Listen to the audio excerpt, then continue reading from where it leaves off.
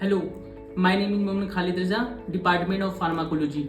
Today I am discuss about the antibiotic drug. फिर्स्टली हम लोग बात कर लेते हैं कि एंटीबायोटिक होती क्या है। तो एंटीबायोटिक जो होती है टू वर्ड से मिलकर बनी होती है। एंटी मीन्स होता है अगेंस्ट एंड बायोटिक मतलब होता है बैक्टीरिया। मीन्स जो बैक्टीरिया के अगेंस्ट वर्क करती है उसको हम लोग एंटीबायोटिक बोलते हैं। एंटीबायोटिक जो फर्स्टली डिस्कवर किया था वो अलेक्जेंडर फ्लेमिंग इन 1928 में, और जो फर्स्ट एंटीबायोटिक थी वो थी पेनिसिलिन। अब आपको पता है कि हमारे यहाँ बहुत ज़्यादा इस टाइम वायरल फीवर चल रहा है, जैसे कि डेंगू।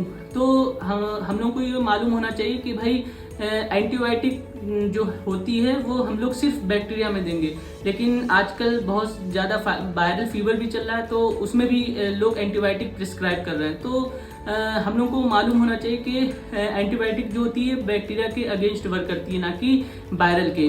तो जैसे कि आजकल सर्दी खांसी बुखार बैक्टीरिया से भी होता है और वायरस से भी होता है, और वायरल वाले में हमें एंटीबायोटिक नहीं देनी है और बैक्टीरिया वाले में हमें एंटीबायोटिक देनी है।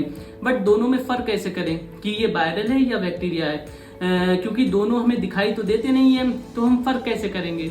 तो हम फ़र्क करेंगे उसके साइन एंड सिम्टम्स पे और उसके एग्जामिनेशन पे। जैसे कि जब वायरल अटैक करता है ना, तो हमारा डे 1 से ही सारा इम्यून हमारा एलिजिट हो जाता है। पेशेंट को डे 1 से ही रनी नोज हो गया, सोर थ्रोट हो गया और फीवर आ जाएगा। जब आप उसको एग्जामिन करेंगे ना तो आपको थ्रोट जो रहेगा ये आपको स्वेलिंग मिलेगा, फूला सा मिलेगा। और बैक्टीरिया का क्या रोल होता है, जैसे कि बैक्टीरिया जब आपकी बॉडी में इंटर करेगा ना तो वो अपना जो एक्शन है मतलब सडन नहीं शो करेगा। जब आपकी बॉडी में बैक्टीरिया इंटर करेगा ना तो 2 से 3 या 4 दिन आपकी बॉडी में रहेगा और आपकी बॉडी में ग्रोथ करेगा। जब उसके बाद फिर आपको खांसी होगी, जुकाम होगा, फीवर आएगा। और जब आप इसको एग्जामिन करेंगे ना तो आपके थ्रोट पे कुछ पस की लाइनें होंगी, या आपके जो थ्रोट पे होगा ना पैचेस से दिखाई देंगे। तो आप इससे पता लगा सकते हैं कि हाँ भाई ये बैक्टीरिया है, बैक्टीरियल है। तो आप उसको वो करने के लिए, ट्रीट करने के लिए आप उसमें एंटीबायोटिक प्रिस्क्राइब कर सकते हैं। क्योंकि हर फीवर में हम एंटीबायोटिक नहीं दे सकते हैं, क्योंकि वेरियस साइड इफेक्ट होते हैं एंटीबायोटिक्स के। क्योंकि some antibiotics are show the various adverse effect. तो इसलिए हम लोग एंटीबायोटिक ज़्यादा ना खाएं, क्योंकि एंटीबायोटिक में क्या होता है, जैसे कि आपने फॉर एग्जांपल आपने एजिथ्रोमाइसिन 250 mg ली है, तो आप उसको लॉन्ग टर्म के लिए जब खाएंगे ना तो आपकी बॉडी उस 250 mg की जो आप एजिथ्रोमाइसिन खा रहे हैं ना उसके अगेंस्ट वो रेजिस्टेंस हो जाएगी। मीन्स क्या होता है कि आप फिर 250 mg अगर एंटीबायोटिक खाएंगे ना तो आपकी बॉडी जो होगी उसके अगेंस्ट एक्शन नहीं शो करेगी। फिर आपको डोज बढ़ाना पड़ेगी, आपको फिर 500 की डोज लेना 500 mg की डोज लेना पड़ेगी। तो ऐसे लॉन्ग टर्म के लिए आप खाते रहेंगे तो बहुत सारे इसके साइड इफेक्ट्स भी हैं। जैसे कि सपोज डेट एक एंटीबायोटिक जैसे पेनिसिलिन होगी, बहुत उसके साइड इफेक्ट होते हैं, एलर्जिक रिएक्शन कॉज करता है।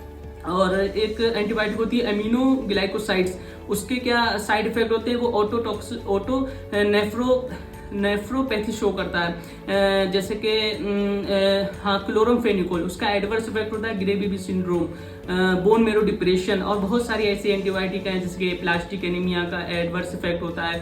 तो हमें ये मालूम होना चाहिए कि भाई हम ज़्यादा एंटीबायोटिक ना खाएं, और एंटीबायोटिक खाने से हमारी बॉडी में बहुत side effect in future show मतलब हो सकते हैं, एडवर्स इफेक्ट भी हो सकते हैं। साइड इफेक्ट तो ट्रीटेबल होते हैं, लेकिन एडवर्स इफेक्ट के लिए आपको एडिशनल मेडिसिन खाना पड़ेगी उसके ट्रीटमेंट के लिए। जैसे कि नेफ्रोटॉक्सिसिटी हो गई तो आपको उसके लिए एडिशनल मेडिसिन खाना पड़ेगी। इसलिए हमें पहले एग्जामिन कर लेना चाहिए कि भाई ये वायरल है या बैक्टीरियल है।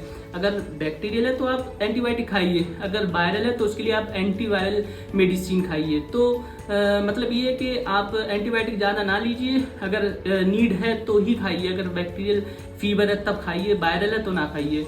और अगर वायरल तो एंटीबायोटिक खाइए, एंटीवायरल खाइए। Okay, thank you.